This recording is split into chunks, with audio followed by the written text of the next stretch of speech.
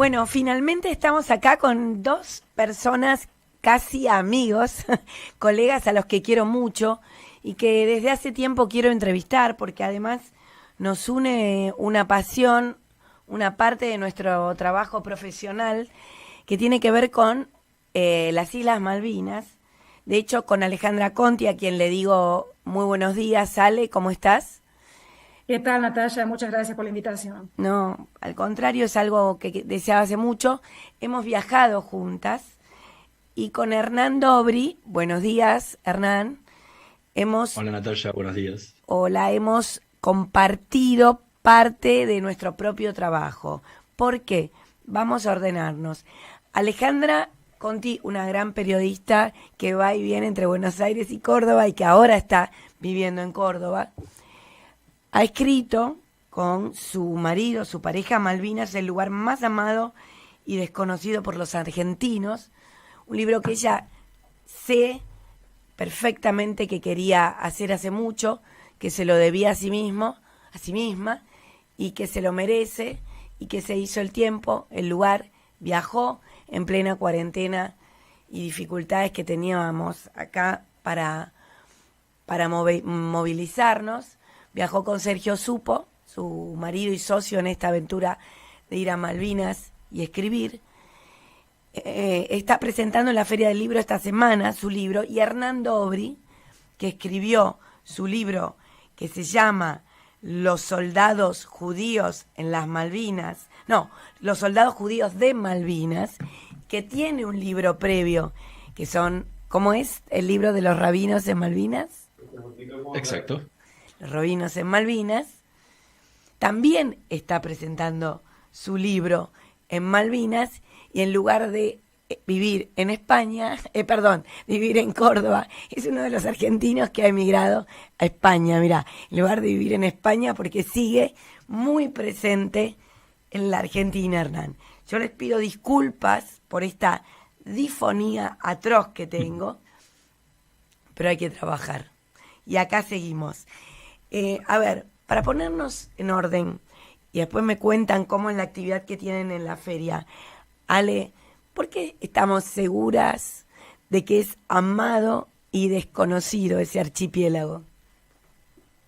Bueno, es realmente una cuestión que puede tomarse desde distintos puntos de vista. No hay lugar de la Argentina que sea más nombrado por los argentinos, que tenga más monumentos, más calles dedicadas, más escuelas que las Malvinas, las Islas Malvinas. Vos fijate que no hay ninguna provincia a la que se le dedique tanto homenaje como a este lugar en particular.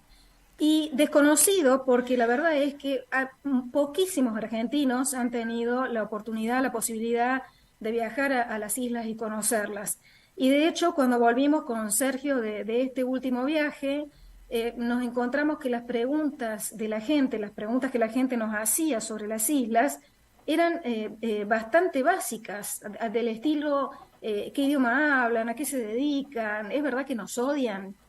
Entonces nos encontramos con que sí, era necesario escribir un libro, no solo porque a mí, como bien dijiste, y te agradezco la presentación, que fue muy elogiosa, te agradezco mucho, me interesaba poner en escrito toda esa experiencia de tantos años, desde el año 94 que yo trabajo en este aspecto de la política internacional en particular, y además porque me parece que es una buena forma de aportar un poco de conocimiento a lo que me parece que es un gran desconocimiento por parte nuestro respecto de las islas, a pesar de que se usa tanto el eslogan de las Malvinas son argentinas, más como una consigna medio vacía, más para el consumo interno, para el uso doméstico, electoral, partidario, y no porque realmente sepamos qué es lo que sucede allí.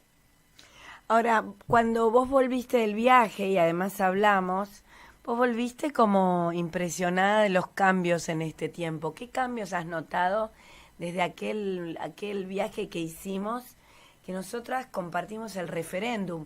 No hace tanto tiempo, una década es un montón, pero al mismo tiempo para un lugar con pocos habitantes, que tiene algunas obsesiones, pero también poco cambio demográfico, uno dice, ¿qué puede cambiar tanto?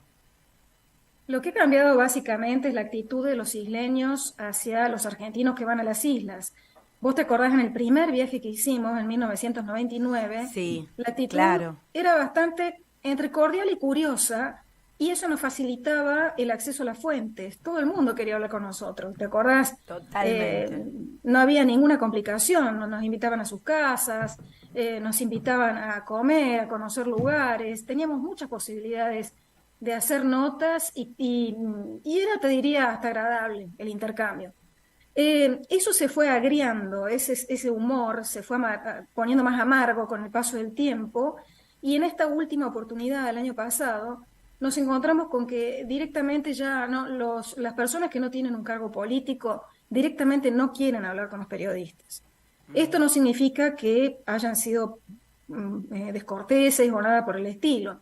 Siempre el trato con nosotros ha sido muy educado y muy amable, siempre, mientras no intentemos hablar del conflicto y de sus consecuencias. Ahí es cuando ellos te dicen, no quiero saber nada de esto, diríjase al legislador, al consejero, a mi representante político, y ellos van a hablar con ustedes. De hecho, nos resultó muy, muy difícil hablar con gente que no tuviera un cargo político, y esa es Mira, la mayor diferencia. La desazón, la amargura de ellos respecto a lo que ven en nosotros, y por lo tanto a su rechazo. o sea, frialdad también, ¿no?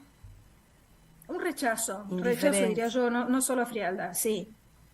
Una cosa un poco extrema en el sentido de que ellos querrían que nosotros adoptemos su posición y fuéramos sus voceros en el continente, lo cual lógicamente no es una expectativa real, No, pero al mismo tiempo un poco incomprensión en el sentido de que cómo puede ser que ustedes todavía no hayan desistido del reclamo de la soberanía, y un poco, sobre todo con la mentalidad británica, una nacionalidad forjada en las guerras a lo largo de los siglos, de que no comprendamos que la derrota dirimió el conflicto.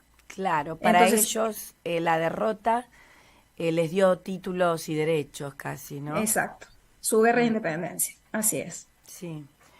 Por otro lado, también es cierto que no entienden la posición de una intermedia, de buscar matices o de ser críticas a la postura de confrontación del gobierno argentino, con una idea de que ellos creen que eso es que nosotras estamos a favor de el famoso drop the claim, ¿no? De dar de baja el reclamo de soberanía. Es muy difícil, de hecho, con una persona con la que logré un testimonio para mí muy impresionante, que es una persona que sale en el libro, una mujer que vivió el conflicto, lo sufrió, ese es otro de los mitos nuestros, ¿no? Que la población civil no se vio afectada. Sí se vio afectada, tenemos que empezar a reconocer eso. En que Nadie puede pasar. contanos un adelanto de lo que dice el libro sobre eso. Bueno, esta persona que yo logré entrevistar, entrevistar es un decir, cuando hacíamos la escala en Senegal, porque tuvimos que ir a Gran Bretaña, tomar un avión militar, ese avión hizo una escala en Senegal, digamos en el preembarque, antes de embarcar desde Senegal a Malvinas, yo logro entrar a hablar con esta mujer, me contesta muy cortante, nunca le perdonaré a los argentinos lo que nos hicieron. Inmediatamente llaman a embarcar, no pude seguir hablando con ella, pero la contacto por Facebook y ella accede de mal modo a darme una respuesta por escrito por Facebook. Y esa respuesta está en el libro. Y ella explica la visión de una persona que, siendo una isleña de un pueblo pobre, de criadores de ovejas, cómo fue la guerra según su visión. De la nada, de la paz y la tranquilidad en la que vivían, se vieron invadidos por 10.000 soldados militares con tanques, con camiones, con aviones, y les pasaron muchísimo miedo, y evidentemente esta mujer quedó con un trauma que ella, como muchas personas mayores de 60, 70 años, recién ahora están elaborando con ayuda psicológica, Mira, porque lógicamente no tuvieron esta ayuda en esa época, ni claro. mucho después. Entonces, recién ahora están elaborando ese duelo, están elaborando todo lo que significó ese espanto, porque Ellos veían todo. Además, Natalia, ellos sabían que los invadía una dictadura. No era un país democrático que iba a tratar con paz y amor, a hacer algún tipo de negociación. Ellos sabían lo que pasaba en Argentina, las desapariciones, las torturas, tenían muchísimo miedo. Y después la guerra, mucho más, la violencia, las bombas, los muertos. Eh, entonces, bueno, ella me cuenta, y ese es un testimonio muy valioso, pero yo no le pude hacer entender a ella que yo no era afín a mi gobierno, que yo no era un agente. De Claro. hecho, me pone en una de las líneas, yo no sé si usted me dice que no está a favor de su gobierno solamente para sacarme información. Es, la verdad, muy Complicado, difícil contra eso, ¿no es? por supuesto. Ahora, voy a Hernán con esto justamente, porque vos hablas con una víctima de la guerra desde las islas. Hernán entrevistó a las víctimas civiles argentinas, que son, en este caso, su objeto de estudio son los judíos, los soldados judíos que fueron a las islas. Eh, ellos, sí, para introducirnos en sus propias penurias, en su condición de minoría en la Argentina. Hernán, ¿ellos te hablaron de la relación con los isleños? No, en muy pocos casos, salvo cuando alguno se escapaba para ir a buscar comida a Puerto Argentino, que hay algunas opciones, algunas posibilidades, le tocaba la puerta a algún isleño y le pedían comida, en los casos que pude hablar, siempre o sea, los atendían con mucho miedo. O sea, les daban, pero no sabía si les daban por las buenas o porque tenían miedo porque el que entraba era un soldado con un fusil. Entonces, pero cuenta, por ejemplo, uno de los soldados cuenta que en un momento aparece una patrulla argentina buscando, patrullando en las calles y él le pide que por favor hagan silencio, que no le digan que está ahí adentro, y esta gente accede. Ah, Y que cuando se va la patrulla lo dejan salir, le habían dado comida, le habían llenado una bolsa con comida y este soldado se va. Eh, Digo, esas son las poquitas veces había otro que le daban plata y les compraba comida y se la llevaba y con eso iban. Y me decía, hasta me traía el ticket de lo que había gastado. Esos son los poquitos contactos que te dan un poquito la idea de lo que era la relación entre algunos soldados y los isleños, ¿no? ujú. ¿Cómo, cuál es la diferencia entre tu libro sobre rabinos en Malvinas, donde la tesis principal es que, bueno, fueron a contener a, a estos soldados de origen judío como parte de una negociación en la que los cultos debían estar representados, pero sin embargo, digamos, lo más interesante es cómo naufraga la posibilidad de que fueran, porque terminaron no yendo. Eh, ¿Qué aportás en este libro por sobre eso? Los estaqueos, las torturas, Yo eran creo, peor tratados que los soldados en mira, general. eh, creo que el aporte más grande es la memoria. Mm. En los rabinos de Malvinas yo tomé un pequeño grupo que me sirviera como muestra para probar por qué era importante que fuera un rabino en las islas. Entonces necesitaba hablar con los protagonistas. Entonces busqué una muestra significativa que me dijeran, bueno, encontré 24 en ese momento, no busqué a todos, busqué por lo menos algo que me sirviera. Pero luego me pareció que después de escuchar muchas de las historias y de que aparecieran muchísimos más, porque hoy son 45, que estaba bueno que pudieran quedar las historias de ellos y sus experiencias en la guerra. Vos trabajaste muchísimo con veteranos de Malvinas y sabés que la historia de uno es diferente al del lado, por más de que compartiera la misma trinchera, porque cada uno la vivía diferente, con sus miedos, con sus angustias, con lo que fuere.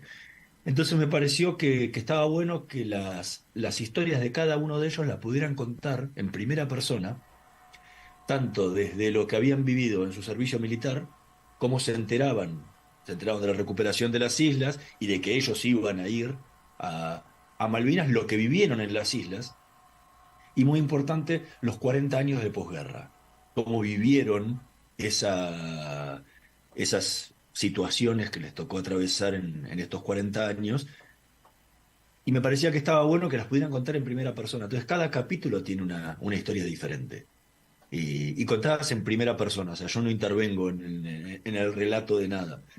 Y me parecía que estaba bueno que quedara como una memoria tanto comunitaria para que quedara el recuerdo de lo que habían vivido estos jóvenes, pero también para la sociedad. O sea, uno está cansado de escuchar si sos judío o sos argentino, o que si sos judío no podés cantar el himno. Entonces, bueno, cuando hubo que ir a la guerra, no te preguntaron si era judío o no judío, fuiste a la guerra igual.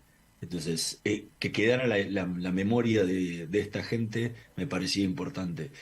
En base a lo que me preguntas, la segunda parte, si habían sido tratados diferentes, eh, hubo ciertos casos, o sea, que el 33% de ellos sufrieron antisemitismo de alguna forma. Claro.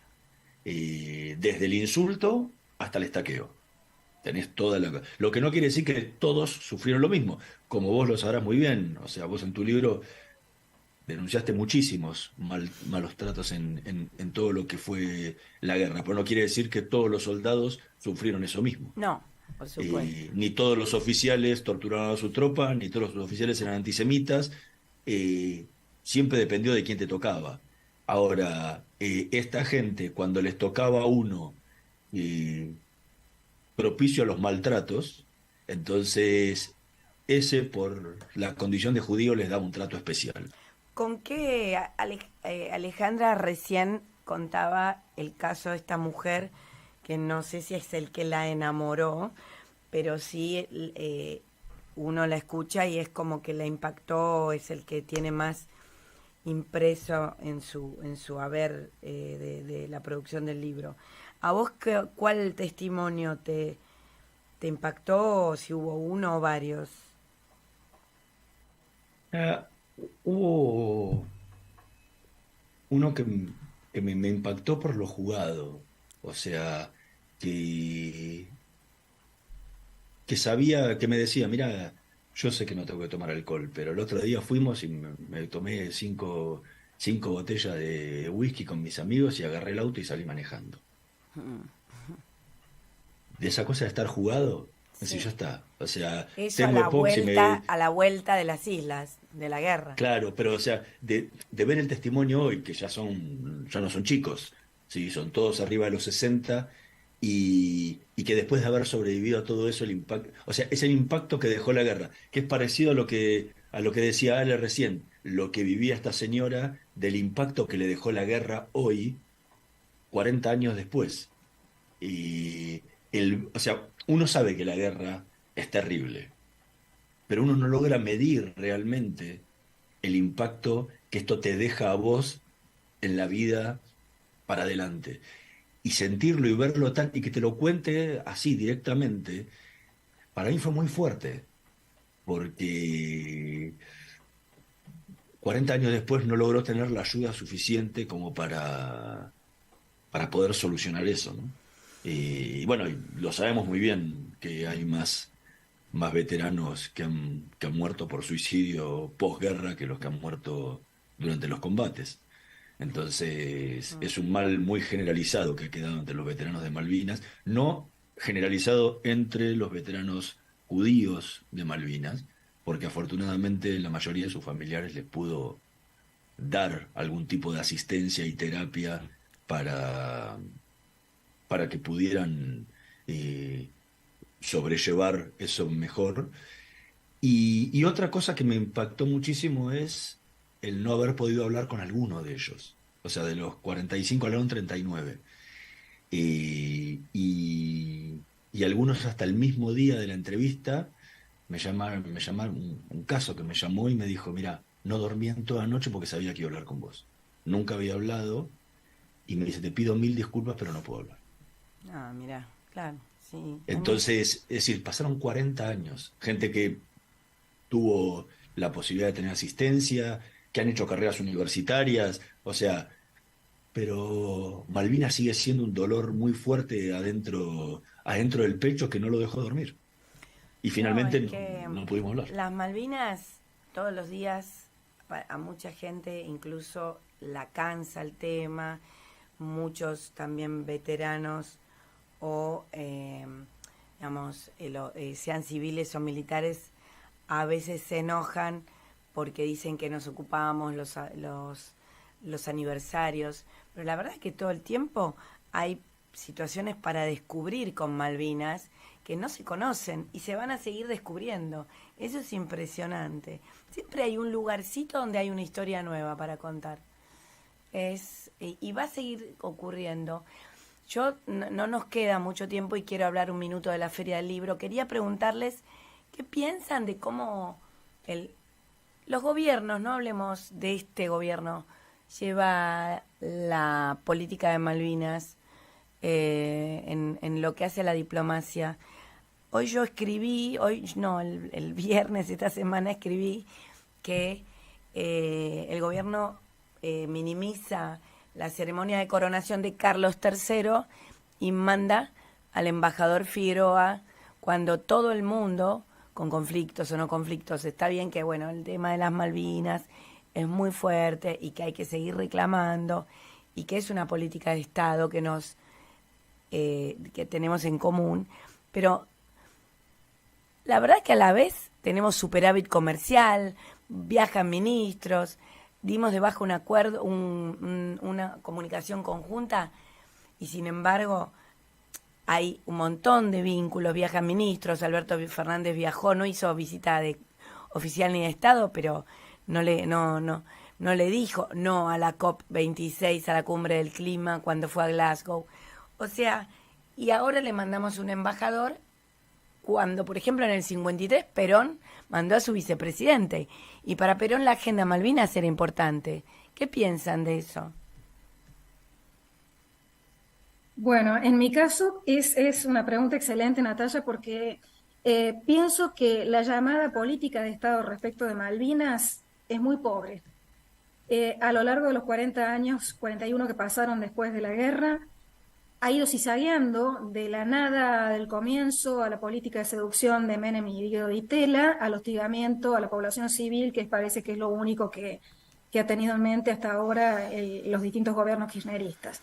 Creo que las Malvinas son argentinas, son una consigna que se vacía de contenido si no se hace más que utilizarla para el frente doméstico, para batir el parche, para enfervorizar a los sectores más nacionalistas. Considero que sí está bien reclamar en los foros internacionales, sin dudas, pero no puede ser que en 40 años no haya habido ni el más mínimo progreso, sino que más bien vemos un consiguiente atraso. Vos fíjate qué ha pasado en 40 años, qué pasó en 40 años después de la Segunda Guerra Mundial. ¿Cómo estaban Francia y Alemania en el 45? ¿Cómo estaban 40 años después? ¿Y cómo estamos nosotros?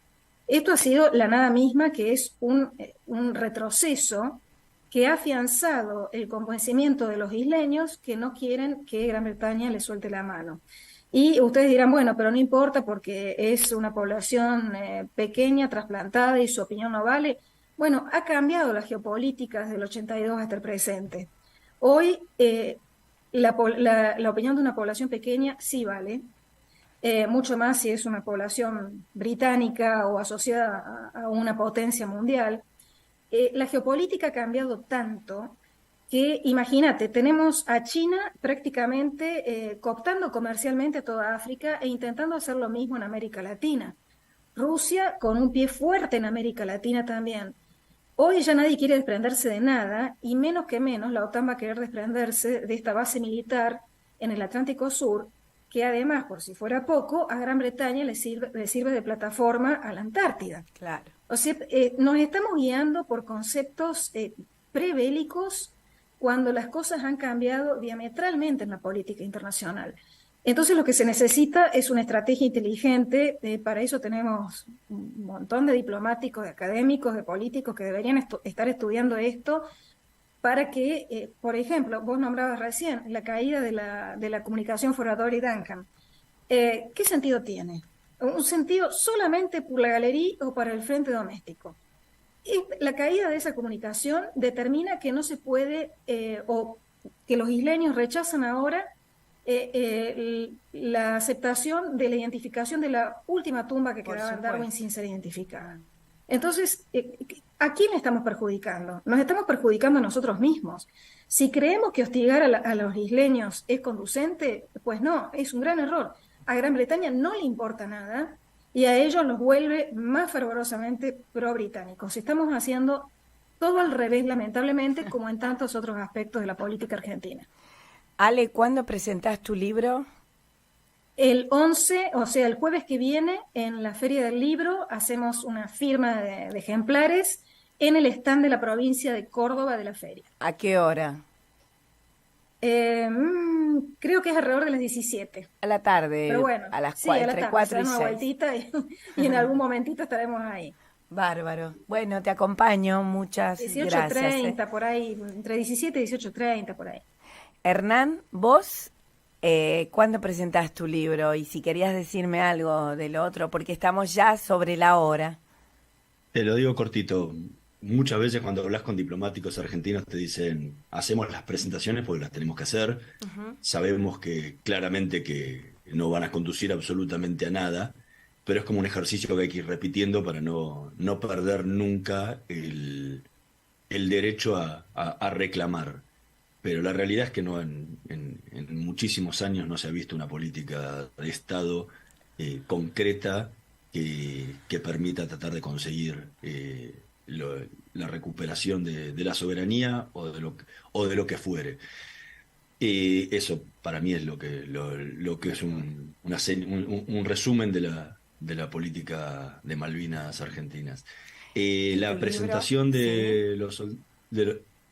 la presentación de los soldados judíos Malvinas va a ser el 15 de mayo, el último día de la feria, a las 19 horas, en la Feria del Libro, en la sala Victorio Campo, y vamos a poder compartir, la Sociedad Hebraica Argentina le va a hacer un homenaje a los soldados judíos de Malvinas en como parte de la presentación del libro, así que va a ser